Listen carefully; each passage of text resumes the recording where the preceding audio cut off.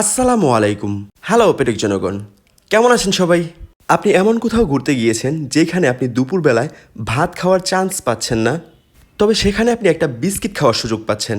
কিন্তু আপনি যদি ভাবেন যে আমি দুপুরবেলায় ভাত খাই, তাই আমি এখন বিস্কিট খাবো না, তাহলে আমার মনে হয় এটা নিতান্তই একটা বোকার মতো কাজ হবে। আজকের খাবারে তিলের ভর্তাটি অনেকটা আমার কাছে এই গল্পের মতোই কাজ করেছে। আজকে যেহেতু বাদামের ভর্তা ছিল না, তাই তিলের ভর্তাকে সুযোগটা দিয়েছিলাম বাদামের ভর্তার শূন্যস্থানটা পূরণ করার জন্য।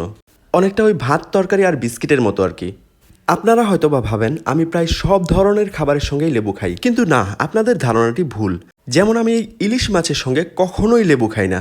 ইলিশ মাছের যে ফ্লেভারটা থাকে সেটার অন্যতম শত্রু হচ্ছে এই লেবু।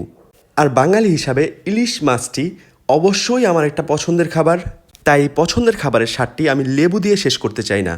আজকে ডালকে অবহেলা করার জন্য আমি আন্তরিকভাবে দুঃখিত, কিন্তু আমি মন থেকে ডালকে অনেক বেশি সম্মান করি।